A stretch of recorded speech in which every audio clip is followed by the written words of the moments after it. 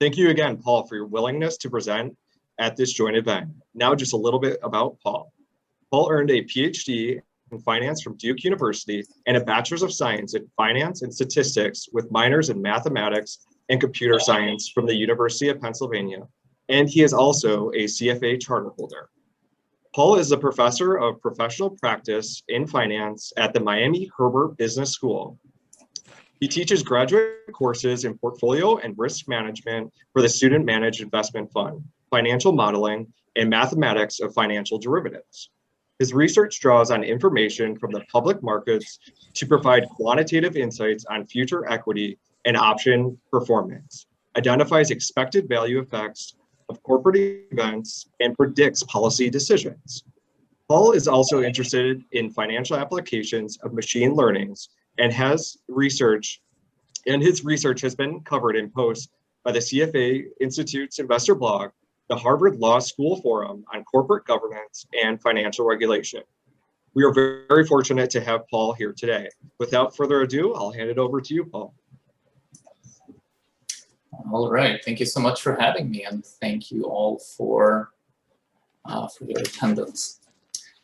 So let's begin. What actually is fintech after all? It's a bit of a nebulous topic. The way that it could be, I think, most easily broken down is 4 big areas. AI and ML, which will focus on our discussion here, but also big data and analytics, process automation, and of course, blockchain, which is something that has captured the imaginations of many recently. And this can be applied to a variety of sort of business outputs like crowdfunding, payments, robo-advising, and insurtech and regtech. So we'll focus on 2 big areas within this very broad space, which are machine learning and natural language processing. So machine learning is that first subheader of AI and ML. And natural language processing, as we'll see, is actually a subset of AI also. You can see the logos for these are actually taken from Coursera classes. And if anybody's curious about sort of digging deeper into this material, Coursera actually provides a great amount of background, a lot of it accessible for free. The other issues, of course, things like blockchain and process automation and data analytics, all of those are important. But simply for the constraints of time, we won't be able to get into those. So let's begin with a discussion of machine learning.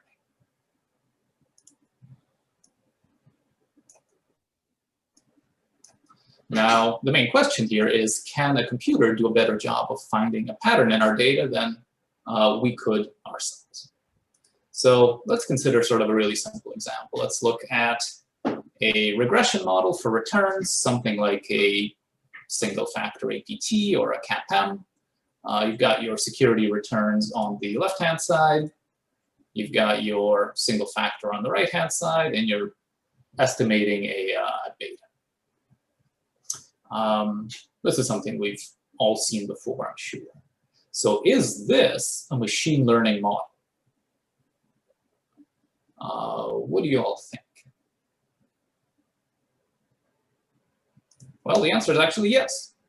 So the big takeaway here is that machine learning actually doesn't have to be arcane. You know, it's sort of like valuation. Sometimes people make it out to be really, really complex, but it actually doesn't have to be. So what actually is a good way to define machine learning? Well, here's what I think is a pretty good one. It's a way to create an algorithm that'll build a model based on data in order to make a prediction without being explicitly programmed on how that prediction should be. So linear regression, which is how you would estimate the CAPM beta, for example, would be an example of this. A simple example, but still an example, no doubt. So let's look at sort of this different types of machine learning algorithms there are out there to do these sorts of things, to build predictive models based on data. And again, this will resonate, I think, with a lot of your background in statistics. You can think of a lot of ML as sort of extensions to classical statistics. So the first type of machine learning is supervised learning, where you feed your model labeled data. Let's say you've got a set of pictures, and some of them are cats, some of them are dogs. You tell the model which is which, and then you train it on that data that you have actually labeled for your algorithm, and then you give it a new picture. And then it'll tell you what it thinks it is, whether it's a cat or a dog. And this, of course, maps pretty well to a lot of the statistical regression models that we've used. We know what the outcome variable is, and we tell the algorithm what it actually is. The problem, of course, is that if you give it a picture of, let's say, a turtle, then what it'll give you as output is far from certain and most likely wrong. So supervised learning is powerful so long as you have the proper inputs, but if you give it the wrong inputs, it won't really work terribly well at all. Some examples of supervised learning algorithms would be least squares regression, logit, it's sort of classification cousin, decision trees, k-nearest neighbor, classification, support vector machines, linear discriminant analysis, and neural networks. The other big type of machine learning algorithm is unsupervised learning. So the interesting thing about this one is you actually don't have to give it inputs that you have labeled yourself. So you could just give it a bunch of pictures. Some of them will be cats, some of them will be dogs, and the algorithm itself can sort out, let's say, a couple clusters of similar types of pictures. So it should be able to, if all of the dogs share some common properties, separate all the dog photos, maybe with a bit of classification error, and all the cat photos with, again, maybe a bit of some classification error. And examples of this type of learning, where you actually have the machine find a pattern without guiding it, are principal components analysis, factor analysis, k-means clustering, and hierarchical clustering.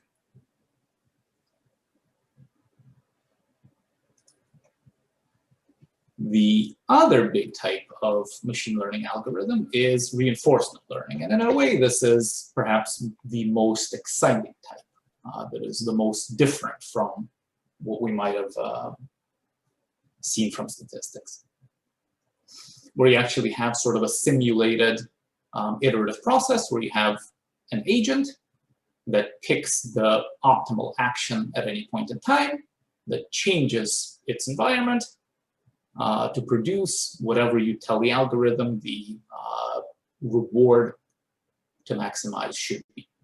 So you could think of it as pick a certain portfolio that'll minimize volatility, pick a portfolio that'll maximize returns, pick a set of characteristics of a client to look at to minimize counterparty default. Really, the way that you label any of these things, especially the reward aspect, is wide open. But that's sort of the promise of reinforcement learning, is that it really lets you use the power of the machine at quickly iterating to potentially solve some really complex problems. So here is an example of how reinforcement learning has worked recently. Now, this may look like it's a slide from a completely different talk. Finance doesn't really look like this. This is a video game. But this is a video game being played by a reinforcement learning AI. The video game here is StarCraft 2. It's a real-time strategy game, and in 2019, this AI beat one of the top human players in this game. Now, this is sort of a part of a long record of computers gradually beating people at various games. There was the first time that Deep Blue beat Kasparov in chess in '97. Actually, a variant of a reinforcement learning algorithm beat a top human Go player in 2017. And now it has beaten a pro StarCraft 2 player in 2019. Now, why is StarCraft 2 so exciting? Consider the features of this game. It's got a game theoretic structure. There's no single best approach to actually playing it. Different strategies can be better at different times. Unlike these prior milestones for AI, like chess and Go, StarCraft actually doesn't have perfect information. In other words, nobody knows the full map at any point in time, and it's up to the AI or the human player to discover what the other person is actually doing. So you can't even see the board. Join the meeting. There's also long-term planning. So this is a game of resource gathering and military unit building, but some actions that you take actually won't pay off until possibly an hour into the game. And this is a game that's played in real time. So all players, whether computers or humans, have to keep deciding what they're going to be doing at every time step in the game. Finally, this is a game with a huge action space. There's about 10 to the power of 26 different possible legal actions you could take, just because of how many different units and combinations of actions there are. So to those of us in the investment game in this room, how familiar does that sound? You know, no optimal strategy, imperfect information, possible huge number of actions that we could conceivably take, and of course the ability to, or the need to, respond in real time. So the fact that the AI has actually been able to understand a game of this complexity offers a lot of potential to be able to understand some of the tougher problems in finance as well. So let's bring this back to more of a finance context. And let's look at, again, sort of a factor model, maybe now a multi-factor model, where we've still got returns on the left-hand side, and we're trying to explain them now with several factors. You can think of it as a multi-factor APT, you know, from a French three-factor, something like that. So which factors, or perhaps characteristics, actually matter for returns? Well, specification is actually going to be the key. In other words, if you think there's a linear relationship, that's well and good, but if the relationship is not linear and you try to test for a linear one, you may come away with nothing. And if you think that the relationship is nonlinear, well, which nonlinear relationship do you want to define if you're trying to do this in sort of a classical least squares regression context? You know, do you want to multiply factors 1 and 3, or maybe take a quadratic term in factor 5, or the ratio of factor 2 to factor 4? There's literally endless possibilities, and if you're just sort of picking blindly, you're looking for the proverbial needle in a haystack. So the power of machine learning in terms of exploring a huge number of nonlinear interaction effects is actually the ability to find the ones that matter without being explicitly told which ones to look for. So why is this important? Let's look at an example that actually I recently published that has nothing to do with machine learning, but shows this power of interactive factors in finding trading strategies. So here you see a 2x2 plot, or well, I guess a 5x10 plot, I should say, of portfolios formed on 2 interactive characteristics. On the vertical, we've got exposure to option implied skewness, which is to say the symmetry of underlying stock returns. And on the horizontal, we've got momentum deciles. Now, some of you may have heard of the momentum trading strategy, the idea that stocks that have been previous winners, in other words, they have passed high momentum here in decile 10, outperform stocks that have been past losers. That would be over here in decile 1. And there's a similar pattern for skewness. Stocks that have a high option applied skewness generally outperform stocks that have a low option applied skewness. But the important takeaway from this plot here is that if you actually look at the performance of the momentum strategy highlighted in red within the lowest skewness quintile, you can see that the high minus low returns are highest specifically within that lowest skewness quintile. In other words, there is an interactive effect between skewness and momentum. So if you create a trading strategy on momentum, specifically within low skew stocks, you get about 1.2% abnormal returns per month, which is actually far higher than what would happen if you just ran it on all stocks, sort of just a regular momentum strategy. That would get you about 50 basis points per month. And you can see that within other quintiles of skewness, you don't get nearly the same performance either. So this is just sort of an example of an interaction effect in finance, where option applied skewness actually has a very strong interaction with momentum in terms of predicting next month's returns.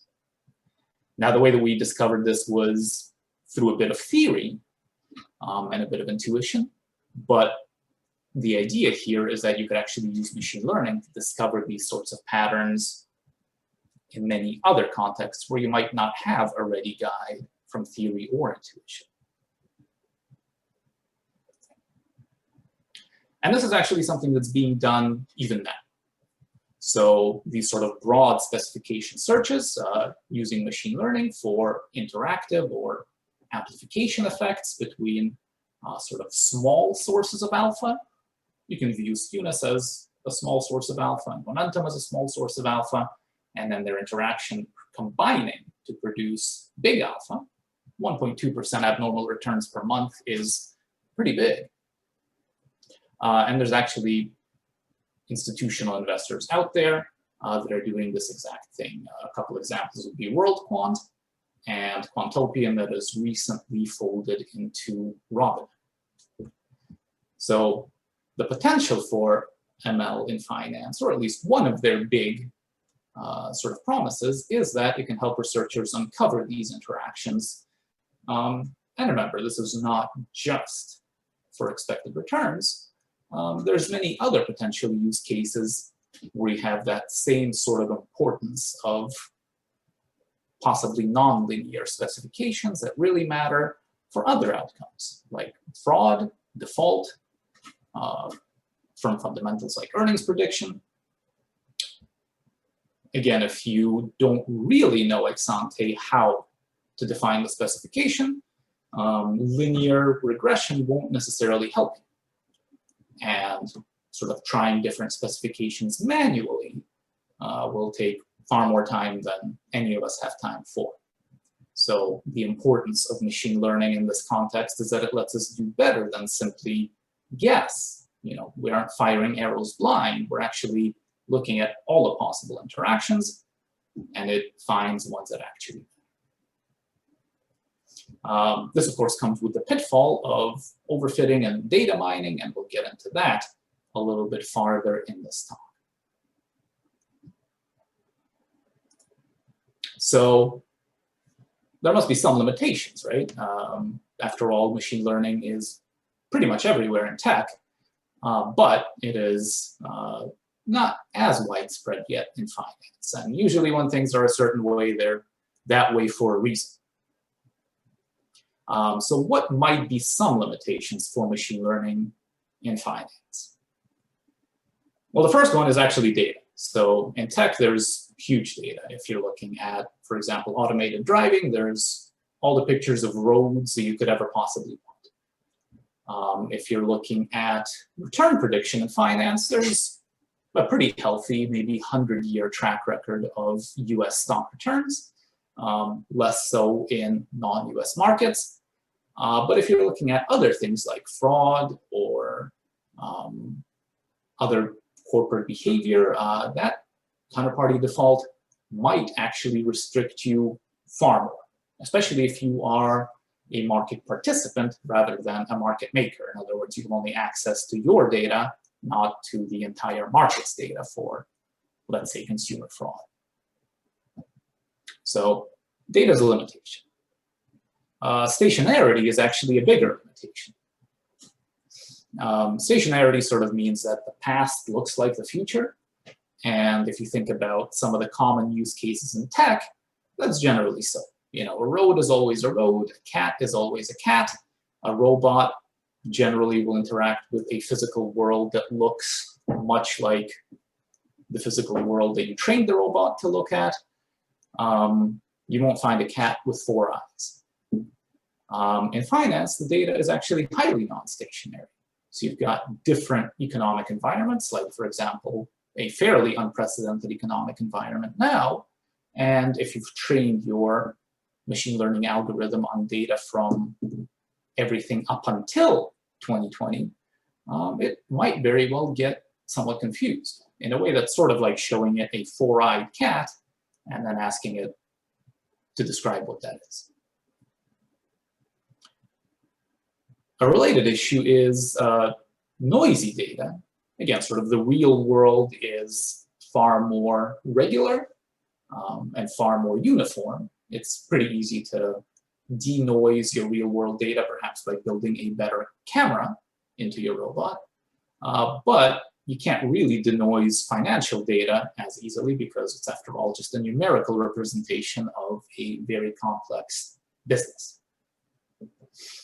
And as a statistical concern, there's also the idea of overlapping labels. Again, a cat is a cat in tech. There's no sort of path or time dependence there.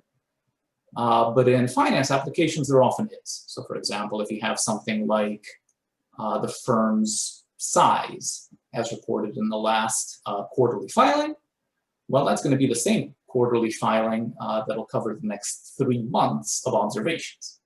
So let's say you're predicting next month's return, and the firm's size is one of your predictors. Well, it means that there's going to be autocorrelation between the size for months 1, 2, and 3, because they're all based on last quarter's data. In other words, this is a violation of independent identically distributed assumptions that ML generally relies on. And independent identically distributed is just another way of saying, you know, is this data pretty much stationary? Is the past like the future? If it isn't, then it's going to be hard for the ML algorithm to generalize from the past into the future. So all of these are challenges. These challenges can be solved, but they're important to be aware of. Now, going back to this idea of overfitting that we mentioned, this is really the big sort of pitfall of all types of machine learning, whether in tech or in finance or anywhere else. You can build a model on some data that you've collected and see that it actually predicts outcomes wonderfully on the data that you've collected. In fact, it's pretty much a guarantee that you can get a model that'll predict your outcomes perfectly on the data that you've collected to train it. But interestingly, if you then try to put it into production next month and feed it some new data, it's then actually very likely to completely fall flat on its face. And this is due to sort of the flip side of that great advantage of machine learning, that it's wonderful at finding patterns. It's going to find a pattern in your data no matter what. And if you try to fit data that is noisy, or if you simply try to fit data too well, you'll actually end up fitting the noise in your data, perhaps more so than the signal. And of course, the noise in your data won't be repeatable, so the forecasts that you will then end up producing with future data won't be reliable. The good news is that since this is such an established problem in machine learning of all stripes, This is actually something that is very easily curable with some specialized techniques like cross-validation, regularization, and ensemble methods. But sort of the bottom line takeaway here is that machine learning in finance requires specialized treatment. It's different from tech. It needs sort of some domain knowledge of both sides, both finance and of machine learning, to make it work well. So if you want to, for example, hire a summer intern, don't make them build you a machine learning algorithm for your investment strategy. They might do it technically correctly, but it probably won't work unless they really do have that deep domain knowledge of both issues. So things that generalize well in tech may not readily generalize immediately to finance.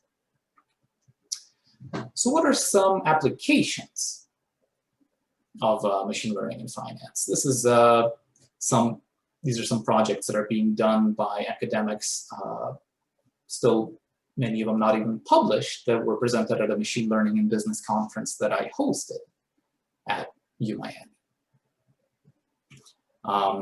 One, for example, looks at machine learning to detect unusual trading patterns, manipulation in cryptocurrencies.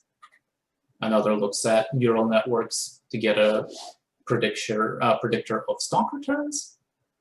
Another looks at this idea of reinforcement learning to train a computer to solve a macro risk model. Another to use an ensemble model, boost the trees to optimize lending decisions. Another to test a microstructure theory. Another to predict the volatility regime in the markets, high, medium, or low. All of these are sort of examples of real-life use cases that actually have a lot of relevance to the problems that we need to solve as finance practitioners. Reinforcement learning to create portfolios, just as we were saying with the example of the real-time strategy game, imperfect information, huge action space, the need to keep updating. All of that sounds like skills that are actually important in creating an investment portfolio, and there is an example out there now of doing just that. Predicting earnings, in other words, not just return stuff, but also firm fundamentals. Predicting bankruptcies, interestingly, specifically at small and medium enterprises, which are harder to keep track of. Predicting returns using past price data, in other words, implementing technical analysis using machine learning.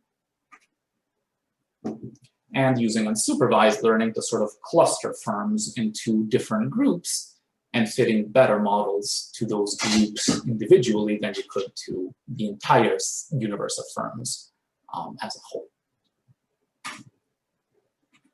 So let's look at a case study in a bit more depth. This is something that I'm actually working on now. This is a paper on implied volatility forecasting using machine learning. It recently won a Best Paper award in one of the big finance conferences in the topic of options and derivatives.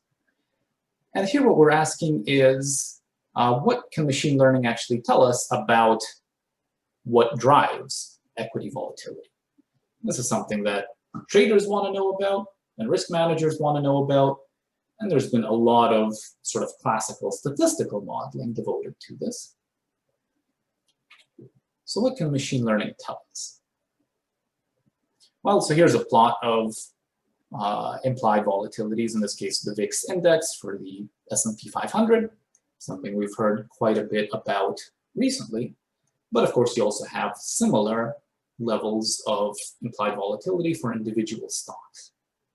You can see that there's periods of really high volatility, generally mean reversion, and there's a lot of time dependence. Sometimes you're in a high volatility state, sometimes you're in a low volatility state. So that means that this is likely an outcome variable, the volatility of individual equity, where these types of nonlinear interaction effects are likely going to be important, which is something that machine learning models excel at finding. So the question that we ask is, can machine learning actually find these patterns better? And do these patterns actually matter in terms of getting a better forecast of implied volatility? So here's how we test it. We look at an ensemble model that actually can capture these nonlinear interactions, a bagged classification and regression tree model. Bagged here means bootstrap aggregated. It's sort of a technical term for an iterative improvement of a regression tree model. And we compare that to models that are linear, the ones that we would normally try to apply. Lasso, which is like a penalized regression where you don't want to have your coefficients be too big. OLS, we all know about these squares. And logistic regression to sort of just classify volatility going up or down. In other words, you can predict the level of volatility, but you could also simply classify its general direction. And the way that we test for the importance of these interactions is we compare the performance of the model using the same data. So we give the machine learning algorithm some data, we give the same data to the linear models, and we see how much better we do. So as I was saying, independent and identically distributed performance is really important. So we look at changes in implied volatility for individual stocks rather than their levels. And we evaluate the performance of the model on delta hedged option returns. Delta hedged means market neutral, and option returns, well, because an option derives its value from volatility. So if we're able to make a good prediction on vol, we should be able to create a trading strategy in options. The nice thing about that is that then this will reduce our overfitting risk substantially because we're actually judging the model not even based on the variable it forecasts, but a variable tied to the forecast variable, option returns. And of course, we also implement sort of standard controls for overfitting. We make out-of-sample forecasts using a rolling estimation window. So we forecast next month's volatility only using data from the past.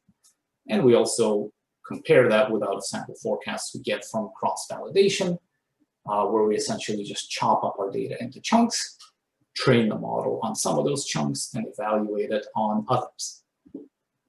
Again, sort of thereby ruling out a lot of the potential for overfitting because the model is actually being evaluated on stuff that it hasn't yet seen.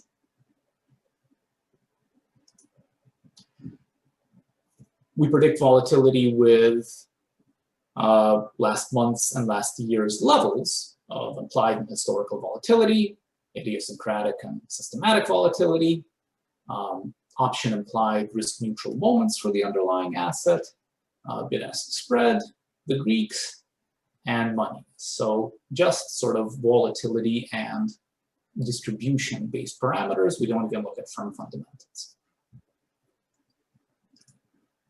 And if you compare the outcomes, let's say, for example, you just want to classify big volatility jumps upward versus downward, and you do that with multinomial logic.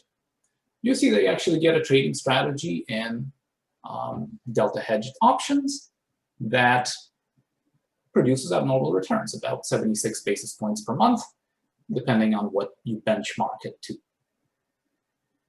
However, if you do it with machine learning, you get well over 1% per month,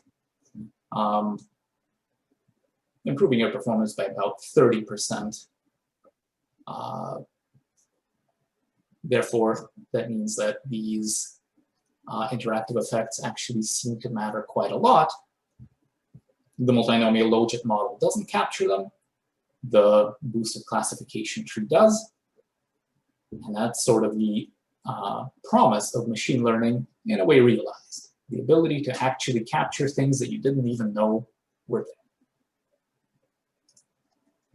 If you look at regression, in other words, predicting the sort of continuous value of implied volatility changes, if you compare what you would get from OLS You go long the sorts of options that have predicted high levels of volatility, short the ones that have low predicted levels of volatility increases. Well, you get about 60 to 50 basis points per month. If you do it with a regression tree, you get about 80 to 90. So both for sort of predicting the direction of volatility changes and the actual magnitude of volatility changes, and then implementing a option trading strategy based on these, we see that machine learning actually does dominate linear models. In other words, interactions really do seem to matter in this case, and by comparing these returns, we can actually quantify by how much. And another neat thing about machine learning is, people say, oh, it's a black box, you don't know what really matters. Well, you can actually get an importance ranking of the variables, and you can see that really what's driving the predictability is lagged volatility, bid-ask spread, and delta. So then you know what to actually build into your predictive model if you want to specify the interactions manually. And also this gives you an insight for what sort of theoretically might be driving it, so that you are, again, not relying on a black box output. So to conclude this part, the ability of machine learning to essentially perform a broad search for nonlinear interactive effects substantially improves volatility forecasts and their attendant performance in an options trading strategy. These forecasts are also priced in the cross-section of returns, so the forecasts themselves do have economic significance. And really what matters is the level of historical volatility, the bid-ask spread and delta, that sort of provides a guide for it. That's an example of the sorts of things you can do with machine learning in finance. So now let's turn to natural language processing. And if you have questions, please take a note of them. We'll have a bit of time at the end, and I'll be glad to answer. So natural language processing asks a different kind of question, not about looking for patterns in data, but more about training a machine to understand human language. How does this NLP, natural language processing idea, relate to AI? This is, I think, best explained using a thought experiment, the Chinese root, which is to say, let's say that I wrote an algorithm that could actually pass the Turing test in Chinese. You might have seen the Imitation Game and the movie, and the original Imitation Game was actually the Turing test that Alan Turing defined as a way to test the ability of a program to be artificially intelligent. The idea is you've got a computer and a human interacting with a third human. They only interact through written words. They write messages to each other. And if the computer can convince the third human that it itself is a human, that is a computer that can pass for human itself and is therefore considered artificially intelligent. So let's say we do this and we actually create a program that can do this in Chinese. It can pass for human with a Chinese speaker. Well, the challenge is that it's a computer program, and therefore someone who knows no Chinese could probably carry out its instructions by themselves with enough time, much slower than a computer, but since it's a computer program, they could. That would, of course, mean that this program is just simulating an understanding of Chinese because, again, the person following the program's instructions, by definition, is assumed not to know Chinese. So that sort of tells you a couple things. First of all, the Turing test is not actually able to distinguish between strong AI, one that understands Chinese, and weak AI, one that merely simulates its understanding. But the other thing is that NLP is AI, whether you can actually build a natural language processor that simply can convince you that it knows language, or one that innately does. In a way, the outcome is the same. So let's look at how we can apply this in finance. Obviously, there's a huge amount of financial disclosure out there, and you get sometimes pretty frustratingly complex statements and things like earnings calls that sound something like this. It's not that the fundamentals of our firm are not strong, a bunch of negation. And at the beginning, the way that we've tried to tackle this problem is using what is called symbolic NLP, which is to say just lists of words. These are words that are positive, these are words that are negative, words that are certain or uncertain, litigious or not, weak versus strong. But the problem is you do have this issue of sentence structure. So let's say that strong is a word that hits that dictionary list, and that means that the sentence is a strong sentence. Well, not strong would make it a weak sentence, and actually you've got another negation out somewhere in the front that might make it a strong sentence again.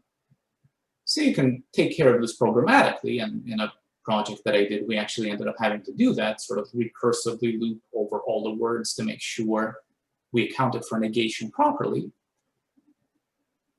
But there's a better way, and this is still an error-prone way of doing it. So what's the better way? Statistical natural language processing. In other words, applying these pattern search ideas from machine learning to human language by encoding its sentences as numbers based on sort of generalized patterns from language data. There's several algorithms out there, naive Bayesian classification, neural network classification. The one that I think is really a groundbreaking development is one that is called BERT. So let's talk about that. So BERT is actually a very recent breakthrough made by Google, literally, well, now 2 years ago in 2019. And the way that they illustrate it is, let's say you give a query to Google where you say, Brazil traveler to USA, need a visa. Before this algorithm is deployed, before you have a machine that really understands sentence structure, it might say, all right, you've got the words USA and to and Brazil in your query, so I'm going to return you a result about US citizens traveling to Brazil as the top hit. What BERT does is it actually is trained on the entire corpus of Wikipedia, which is about 2.5 billion words in English. And from that, it generalizes the structure of each sentence and the sort of position of each word relative to all other words within that sentence before and after. So now it's actually able to recognize the fact that this is an ordered query and it's got Brazil to USA. That's the actual order that matters. And so the top result is actually travelers from Brazil to US. It takes you to the US Embassy. So all of your Google queries now are actually routed through this algorithm that shows you how important it actually has become already. But this idea that you can literally take any sentence, transform it into a number that is meaningful, and compare that sentence encoded to other sentences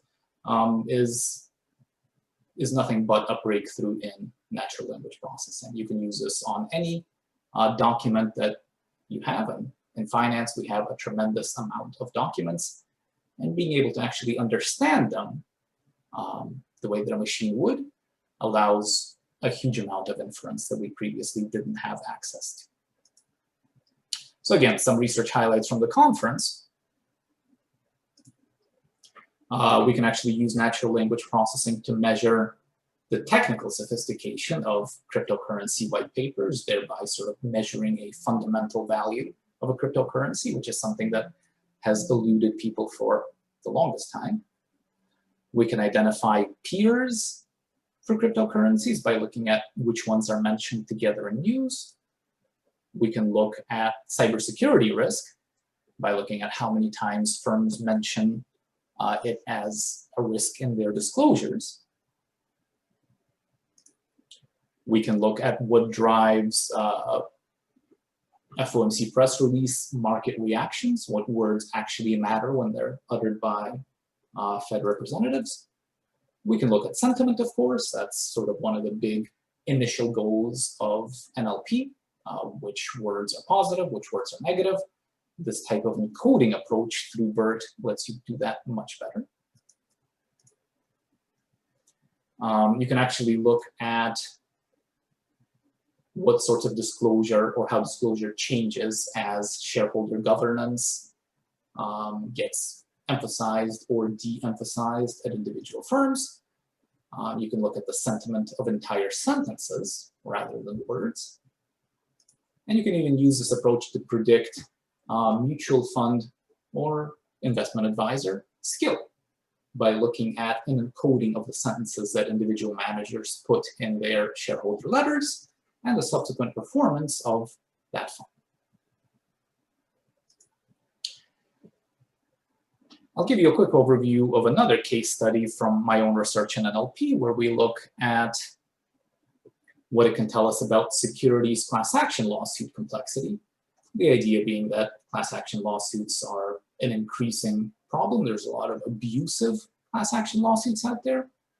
But at the same time, long-term institutional investors have been shown to have an information edge in other settings. So we want to see if they can sort of mitigate the information uncertainty for when a firm gets hit by a securities class action lawsuit, especially since there's so much noise due to this abusive nature. So can we use a machine to sort of cut through the noise?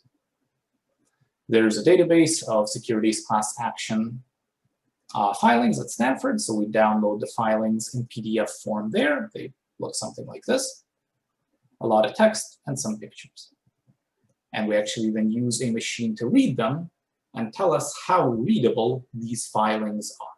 In other words, how sort of obfuscatory the writers of these complaints are being.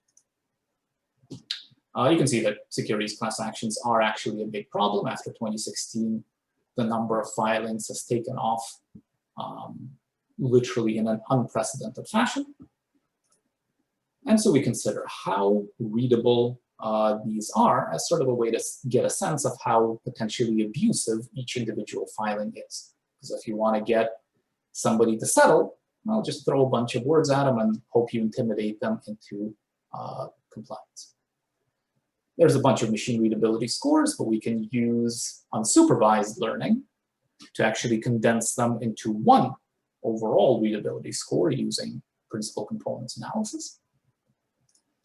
And we see that there is indeed a positive relation between the complexity of the text and the settlement of the case. This negative coefficient is just because that is a flipped indicator. That's a reading ease rather than reading complexity indicator. But generally, the higher complexity, especially in this principal factor, the more likely the firm that is being targeted is to settle. Furthermore, these complex claims take longer to settle. And when you look at institutional ownership around this, the market reaction is actually more positive, or I should say less negative, for a firm targeted by a class action that is complex in the presence of dedicated, which is to say long-term, focused on that firm, institutional ownership. You can see that at different time horizons, up to about half a year, the firm's returns are actually significantly less negative if that type of institutional owner is present. Prices are also more informative when we look at the variance ratio of prices with long-term institutional owners for firms targeted by complex lawsuits. This seems to be driven by liquidity. So illiquidity is lower for firms that have long-term institutional ownership and are targeted by class action lawsuits. And interestingly, this is another sort of side benefit of the ability to do textual analysis at scale. We can actually identify who is responsible for all of these class action lawsuits. So by looking at sort of the scraped corpus of all of the complaints and using fuzzy string matching to create common plaintiff's bar identifiers, we can see that there's actually 20 law firms out there in the whole US, of about 942 that we see in the database. And these 20 law firms are responsible for a majority of all of the class action complaints. And if we look at, using statistics, the relation between these particular 20 frequent filer firms, we see that they actually have a strong relation to textual complexity. In other words, these 20 not only file the most, but they also file the most complex complaints.